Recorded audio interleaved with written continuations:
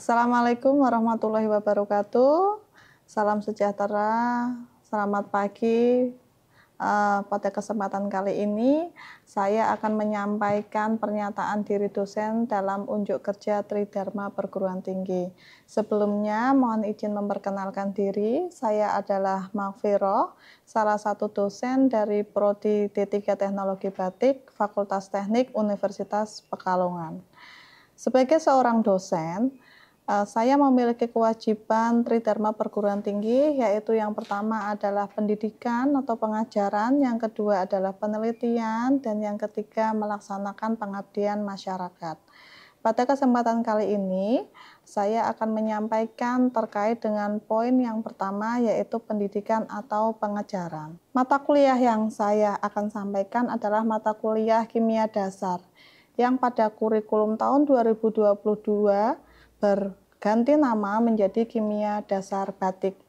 Mata kuliah Kimia Dasar merupakan mata kuliah wajib di program studi D3 Teknologi Batik yang mendukung profil lulusan program studi D3 Teknologi Batik, khususnya adalah instruktur batik.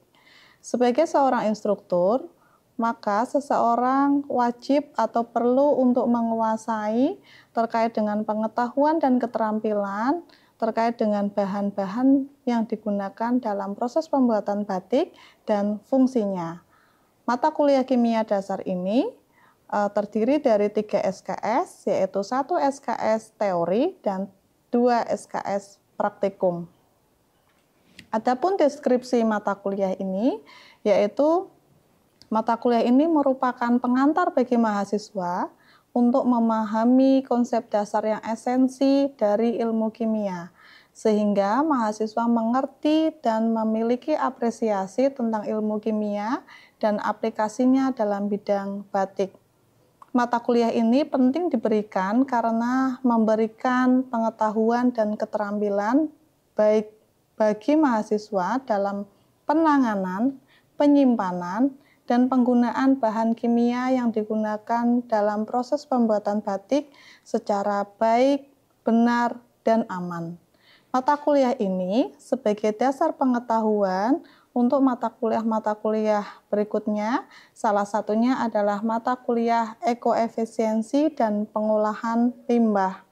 Diharapkan dengan pengetahuan yang dimiliki oleh mahasiswa dalam mata kuliah kimia dasar, dapat membuat industri batik menjadi industri yang aman bagi pekerja dan industri batik yang ramah lingkungan. Adapun capaian pembelajaran lulusan yang terdiri atas sikap, pengetahuan, keterampilan umum, dan keterampilan khusus. Yang pertama adalah sikap.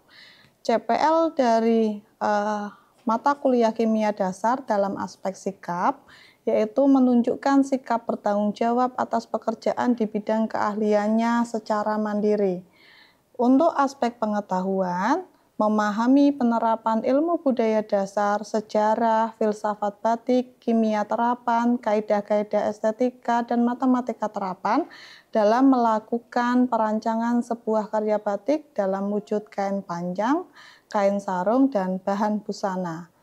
Untuk keterampilan umum, mampu memecahkan masalah pekerjaan dengan sifat dan konteks yang sesuai dengan bidang keahlian batik, didasarkan pada pemikiran yang logis, inovatif, dan bertanggung jawab atas hasilnya secara mandiri.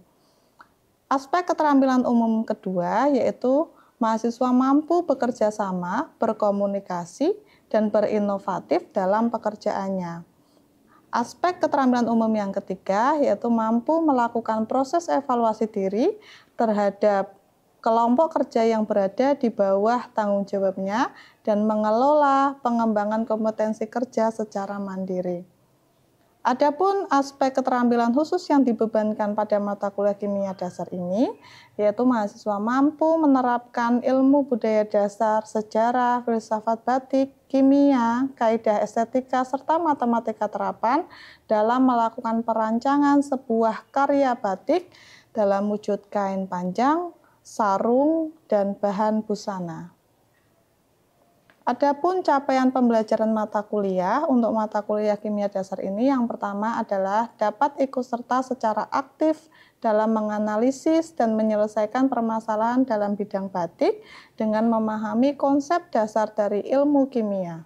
Yang kedua, memahami dan mampu menjelaskan perbedaan antara unsur, senyawa, campuran, rumus kimia, serta persamaan reaksi kimia. Yang ketiga, memahami dan mampu menjelaskan jenis-jenis reaksi kimia, stoichiometri, jenis-jenis ikatan kimia, berbagai wujud zat, larutan, dan konsentrasinya, asam, basa, serta koloid. Yang keempat, memiliki dasar-dasar keilmuan yang cukup untuk melanjutkan ke mata kuliah berikutnya, yaitu bahan batik, kimia zat warna, kimia analisa batik, serta ekoefisiensi dan pengolahan limbah. Dan yang terakhir, mahasiswa dapat mengaplikasikan pengetahuan tentang ilmu kimia dalam proses pembatikan. Adapun metode pembelajaran yang digunakan, yaitu yang pertama dalam perkuliahan teori, metode yang digunakan yang pertama adalah ceramah. Yang kedua, snowball. Yang ketiga, collaborative learning. Dan yang keempat, discovery learning. Jadi, mata kuliah ini nantinya akan meminta mahasiswa untuk melakukan kajian-kajian atau menginventaris permasalahan-permasalahan dalam bidang batik, terutama dalam aspek penanganan, penyimpanan, dan penggunaan bahan kimia yang terjadi dalam industri batik. Harapannya tujuan akhir dari mata kuliah ini tercapai, yaitu membentuk industri batik yang aman bagi pekerja dan industri batik yang ramah bagi lingkungan karena penanganan bahan kimia yang baik, benar, dan aman. Dalam perkuliahan praktikum, mahasiswa diajak untuk ikut langsung untuk melakukan kegiatan yang merupakan serangkaian dari reaksi-reaksi kimia yang menunjang pengetahuan dan keterampilan mereka dalam proses pembuatan batik. Ada beberapa instrumen kimia yang digunakan untuk mendukung kegiatan praktikum. Yang pertama adalah spektrofotometer UV vis untuk menganalisis konsentrasi zat warna yang ada dalam larutan celup. Yang kedua, ada seperangkat ekstraktor soklet, yaitu untuk mengenalkan kepada mahasiswa bagaimana caranya untuk mengisolasi zat warna alam. Dan yang ketiga, ada seperangkat alat distilasi, yaitu untuk mengenalkan kepada mahasiswa bagaimana caranya untuk meningkatkan konsentrasi suatu zat warna alami dari hasil isolasi. Adapun komponen penilaian, karena mata kuliah ini terdiri atas praktikum dan teori, maka praktikum 30%, bobot keaktifan mahasiswa di kelas adalah 20%, presensi adalah 10%, bobot tugas terstruktur adalah 10%, bobot UTS adalah 15%, dan bobot UAS adalah 15%. Untuk menunjang proses pembelajaran yang aktif, maka kami menggunakan blended learning, yaitu dengan tatap muka secara luring di kelas, dan kami juga memanfaatkan media-media online yang merupakan fasilitas dari Universitas Pekalongan. Dalam proses share bahan kajian, materi perkuliahan, digunakanlah SIAKAT atau sistem akademik yang dikembangkan oleh Universitas Pekalongan. Dalam SIAKAT, akan dapat digunakan untuk membagikan materi sebelum perkuliahan berlangsung, sehingga harapannya mahasiswa dapat belajar lebih dahulu dan dapat berperan serta aktif ketika perkuliahan itu berlangsung. Selain itu, tugas terstruktur juga tugas atau latihan soal itu juga dapat dilakukan dengan media SIAKAT. Selain itu, kami juga memanfaatkan Zoom Meeting atau platform yang lain untuk menunjang tercapainya kompetensi pembelajaran. Untuk lebih jelasnya, Metode pembelajarannya ada di mata kuliah kimia dasar, bisa dilakukan melalui bab atau pembelajaran pada bab ikatan kimia. Terima kasih. Baik teman-teman, mari kita mulai kuliah hari ini. Saya buka dulu. Assalamualaikum warahmatullahi wabarakatuh. Selamat pagi. Pagi. Selamat pagi. Pagi. Oke, apa kabar? Apa kabar? Alhamdulillah. Seperti yang kemarin saya sampaikan dalam RPS, hari ini adalah pertemuan ketiga untuk mata kuliah kimia dasar, yaitu kita akan belajar terkait dengan ikatan kimia. Apa itu ikatan kimia? Ada yang sudah tahu? Ya, silahkan Mbak Utami. Ikatan antar atom-atom suatu unsur, baik antar atom unsur samanya maupun atom dari unsur lain. Oke, sip. Betul sekali Mbak Utami, terima kasih. Itu terkait dengan ikatan kimia. Nah, sebelum membahas terkait dengan ikatan kimia, mungkin perlu saya review kembali untuk pertemuan kedua kita kemarin. Kira-kira apakah ada yang bisa menyebutkan kemarin kita sudah belajar apa? Silahkan bisa mengangkat tangan. Iya, silahkan Mbak Zahra. Konfigurasi elektron. Siap. Apa itu konfigurasi elektron? Ya, silahkan Mbak Nilam. Elektron dalam suatu atom. Susunan elektron dalam suatu atom. Betul sekali, terima kasih jawabannya Mbak Zahra dan Mbak Nilam. Jadi memang konfigurasi elektron itu adalah memberikan informasi kepada kita bagaimana elektron itu tersusun dalam suatu atom. Dalam susunan elektron yang menyusun dalam suatu atom tersebut, maka kita akan kenal istilah yang namanya elektron valensi. Nah, elektron valensi itu apa, Bu? Adakah yang bisa menjawab apa itu elektron valensi?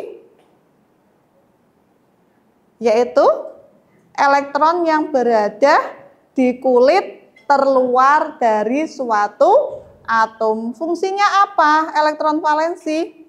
Seperti mungkin Anda sendiri ketika Anda itu butuh bergandengan dengan teman Anda, apa yang bergandengan dari organ tubuh Anda?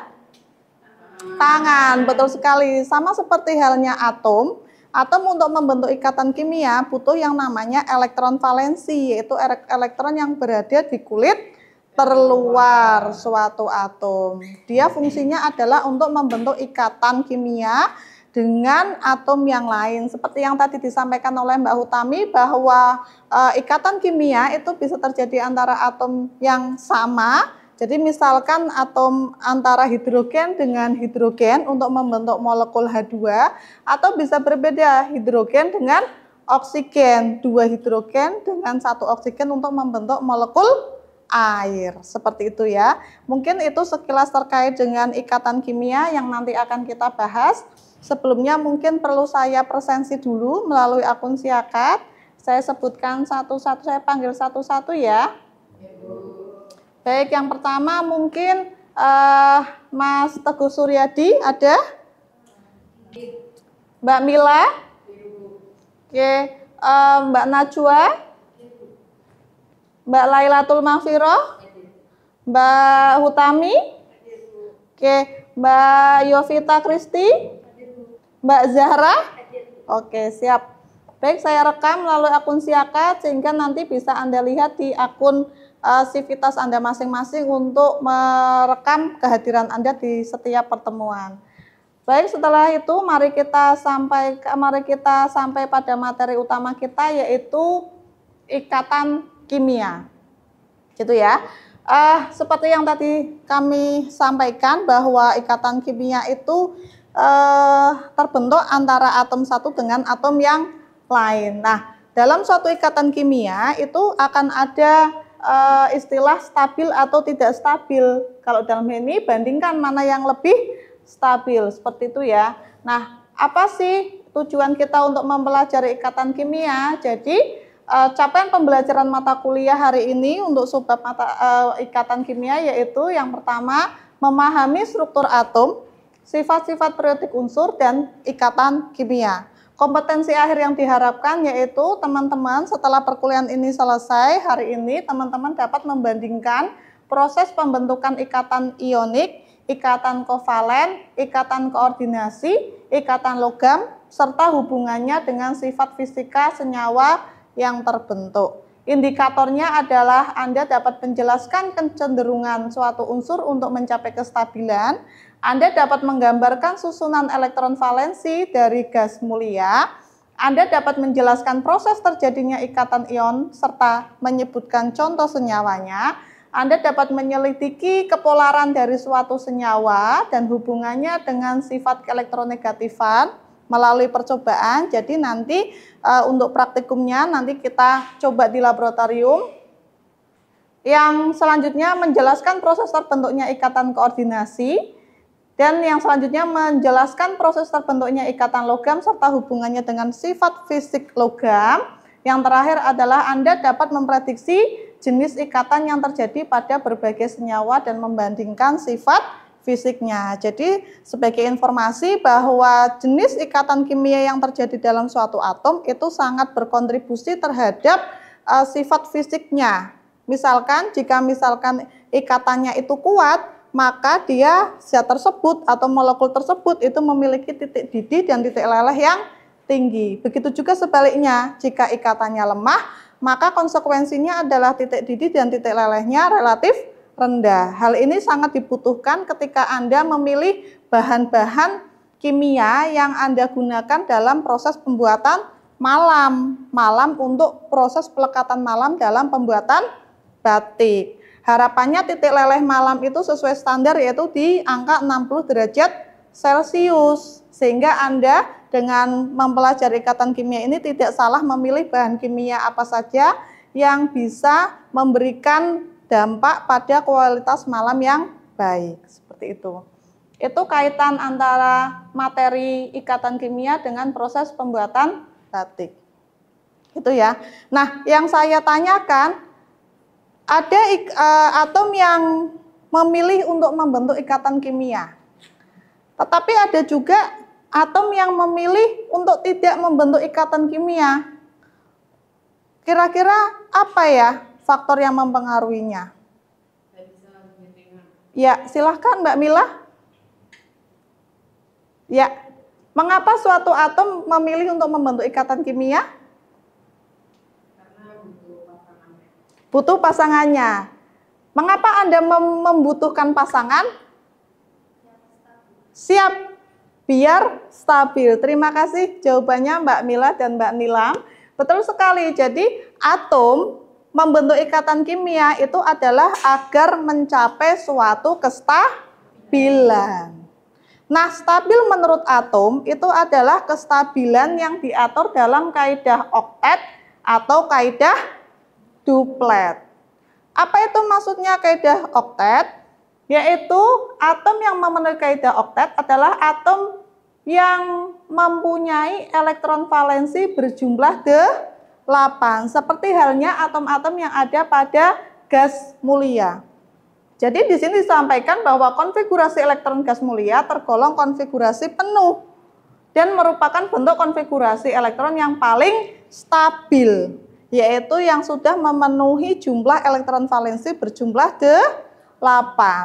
Atau khusus untuk atom hidrogen dan helium, itu dipenuhinya kaidah duplet, yaitu jumlah elektron valensinya berjumlah 2. Jika suatu atom itu sudah memiliki elektron valensi berjumlah 8 atau memenuhi kaidah oktet, atau 2 atau memenuhi kaidah duplet khusus untuk hidrogen dan helium, maka atom tersebut dikatakan stabil. Kalau sudah stabil, maka dia enggan untuk membentuk ikatan dengan atom yang lain. Akan tetapi sebaliknya, jika elektron valensinya belum berjumlah 8, maka kecenderungan suatu atom untuk mendapatkan kestabilan itu dilakukan dengan cara membentuk ikatan kimia. Seperti itu ya. Ada 2 cara untuk membentuk ikatan kimia, yaitu cara yang pertama dapat dilakukan dengan cara serah terima elektron. Yang namanya serah terima artinya ada atom yang kelebihan elektron dan ada atom yang kekurangan elektron. Dalam hal ini adalah lebih atau kurang untuk memenuhi kaidah oktet. Kalau yang lebih cenderung gimana? Melepas atau menerima? Melepas. Kalau yang kurang? Nah, artinya ada serah terima antara yang lebih ke yang kurang. Nah, jika suatu atom dalam pembentukan ikatan kimia dilakukan dengan cara serah terima elektron, maka ikatan yang terbentuk adalah ikatan ionik. Akan tetapi ada cara yang kedua, yaitu pemakaian elektron secara bersama. Biasanya terjadi antara atom-atom yang sama-sama kekurangan untuk mencapai kaidah oktet, sehingga apa yang mereka lakukan yaitu memakai elektron secara bersama atau sharing elektron. Nah, pencapaian kestabilan suatu atom dengan cara memakai elektron secara bersama-sama, maka ikatan yang terbentuk adalah ikatan kovalen. Seperti itu, gitu ya. Nah, selanjutnya mungkin untuk belajar kita, kira-kira teman-teman untuk Li atau litium, Anda bawa SPU ya? Siap. Li memiliki nomor atom 3. Apakah Li sudah stabil?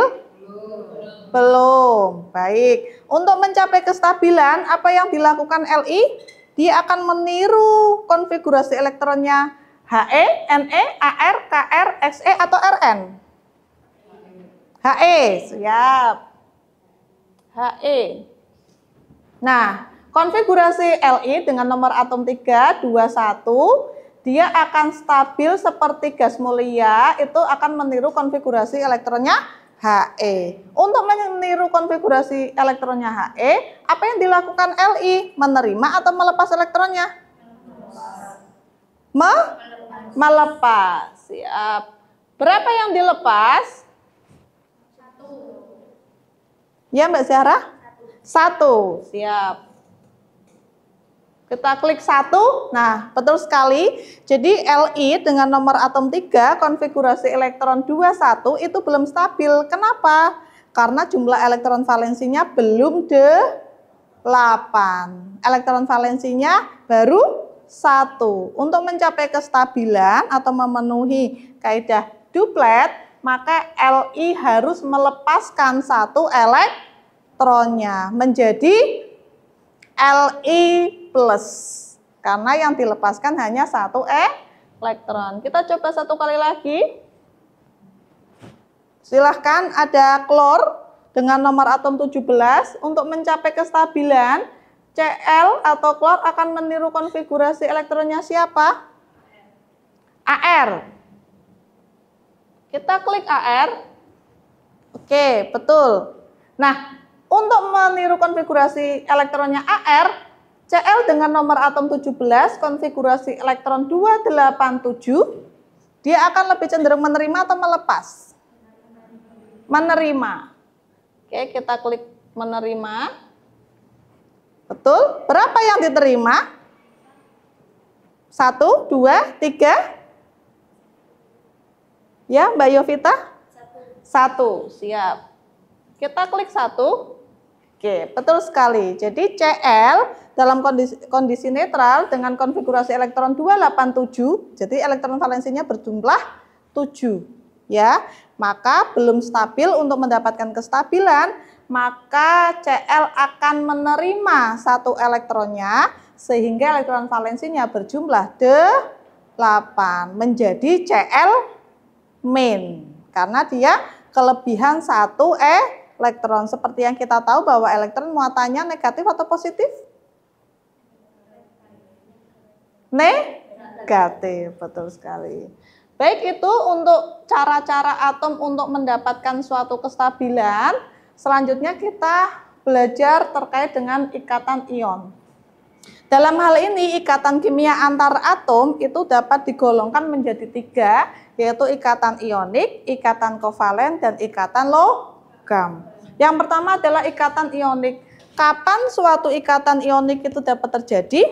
Tadi Yaitu ikatan ionik dapat terjadi jika cara memperoleh kestabilannya dengan cara serah terima. Seperti yang disampaikan bahwa ikatan yang terjadi antara atom yang melepaskan elektron yang biasanya merupakan unsur-unsur logam dan dengan atom yang menangkap elektron yang biasanya untuk unsur-unsur non logam.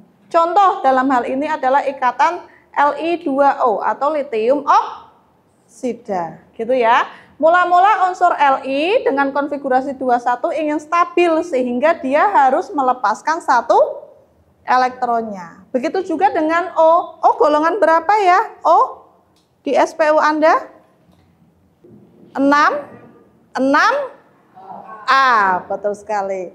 Jumlah elektron valensinya berapa? Jumlah elektron valensi O yang ada di golongan 6A ada 6. Maka dia sudah stabil belum? Belum. Untuk mendapatkan kestabilan, maka Li akan melepaskan satu elektronnya dan O akan menangkap 2 elektronnya. Nah, secara simulasi seperti ini ya, Li akan stabil menjadi Li+, yaitu dengan cara melepaskan satu elektronnya, sedangkan O untuk mendapatkan kestabilan dengan cara menangkap 2 elektronnya, sehingga elektron valensinya berjumlah 8. Dengan satu Li melepaskan satu elektron, O-nya butuhnya 2, maka untuk satu atom O butuh berapa Li? 2. Sehingga membentuk senyawa litium oksida. Itu yang bisa kami sampaikan dalam ikatan kimia. Mungkin sebelum diakhiri, kita tutup dengan kuis ya. Oke, kita tutup dengan kuis. Silahkan. Adakah yang bisa menjawab? Ikatan kimia antar unsur-unsur dapat terjadi dikarenakan setiap unsur mempunyai A. Lintasan elektron yang berjumlah sama, B. Neutron dalam inti atom, C. Jumlah proton dan elektronnya dalam inti yang sama, D. Jumlah massa atom, E. Kecenderungan memiliki konfigurasi elektron gas mulia. Ada yang bisa menjawab? Ikatan kimia antar unsur-unsur dapat terjadi karena setiap unsur mempunyai A, B, C, D, E. Silahkan.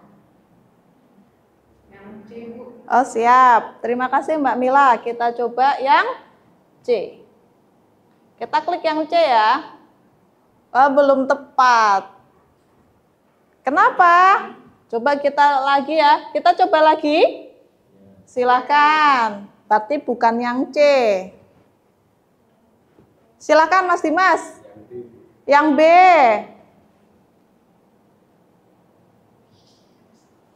Belum tepat juga.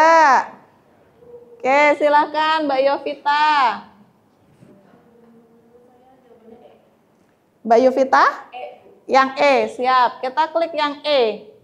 Tadat! Benar. Jadi jawabannya adalah, kenapa ikatan kimia dapat terjadi? Karena tadi semua atom memiliki kecenderungan untuk mengikuti konfigurasi elektron dari gas mulia atau mematuhi kaidah oktet. Mungkin itu yang bisa saya sampaikan untuk mata kuliah hari ini. Semoga dapat memberikan manfaat, terutama dalam bidang batik. Untuk latihan soalnya nanti bisa saya upload di Siakat, bisa digunakan sebagai bahan belajar mandiri Anda, gitu ya. Tetap jaga kesehatan, ya. Terus belajar agar nilai kuliah di semester ini bisa maksimal. Terima kasih. Sebelum saya tutup, mungkin bisa kita akhiri dengan doa sesuai dengan keyakinan masing-masing. Saya persilahkan doa dengan kepercayaan masing-masing. Berdoa mulai. Selesai? Terima kasih atas partisipasi aktif dari teman-teman. Mohon maaf jika ada kata-kata yang tidak berkenan. Saya akhiri, wassalamualaikum warahmatullahi wabarakatuh. Selamat siang. Sama-sama, sama-sama.